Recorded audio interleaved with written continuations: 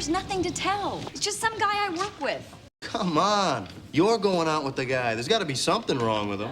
Just because I don't want her to go through what I went through with Carl. Okay, everybody relax. This is not even a date. It's just two people going out to dinner and not having sex.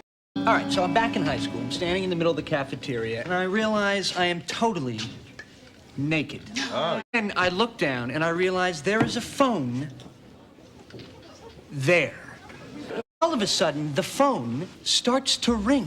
And it turns out it's my mother, which is very, very weird because she never calls me. I just feel like someone reached down my throat, grabbed my small intestine, pulled it out of my mouth, and tied it around my neck. And you never knew she was a lesbian. Why does everyone keep fixating on that? She didn't know. How should I know? You're feeling a lot of pain right now. You're angry. You're hurting. Can I tell you what the answer is?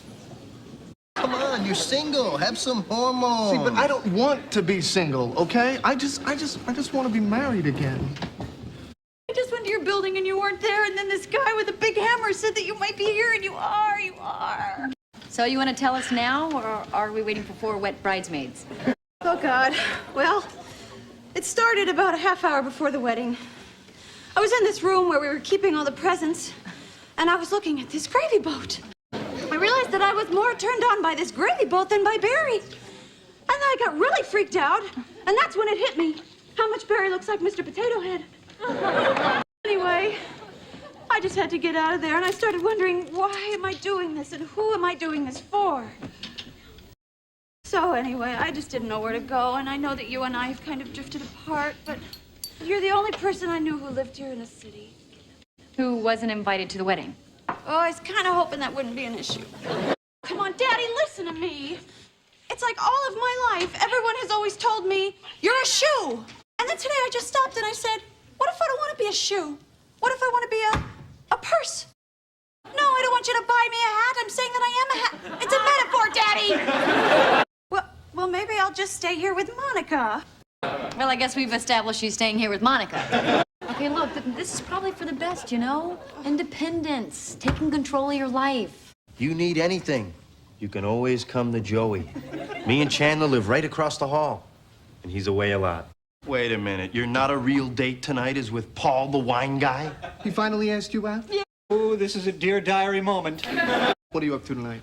Well, I was kind of supposed to be headed for Aruba on my honeymoon, so nothing. Anyway, if you don't feel like being alone tonight, Joey and Chandler are coming over to help me put together my new furniture. Yes, and we're very excited about it.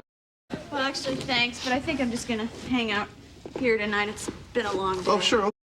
I'm supposed to attach a brackety thing to the side things using a bunch of these little worm guys.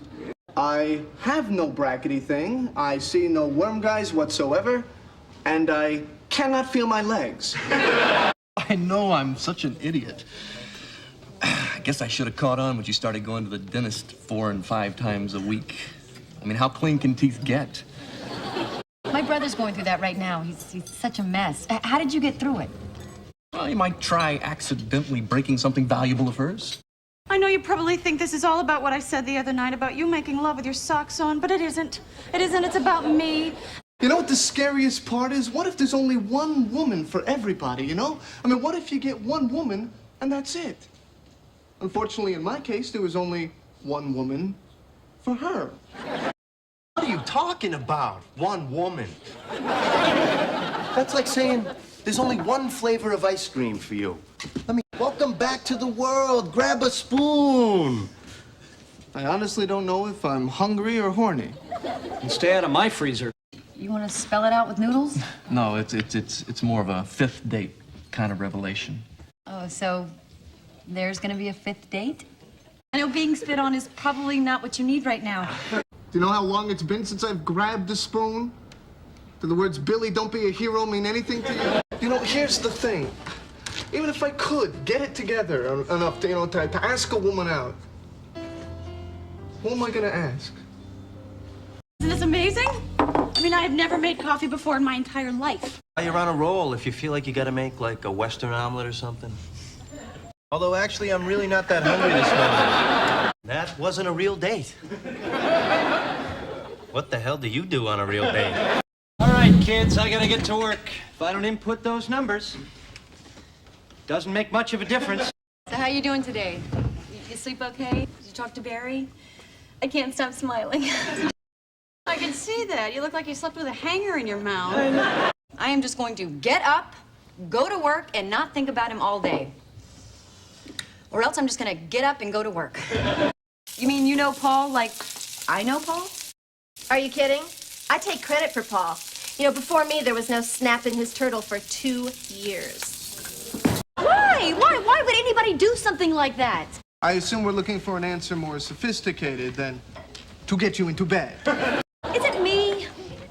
Is it like I have some sort of beacon that only dogs and men with severe emotional problems can hear? I can't believe you didn't know it was a lie. I was laughed out of 12 interviews today. And yet you're surprisingly upbeat. Well, you would be too if you found Joan and David boots on sale, 50% off. Oh, how well you know me. Come on, you can't live off your parents your whole life. I know that. That's why I was getting married.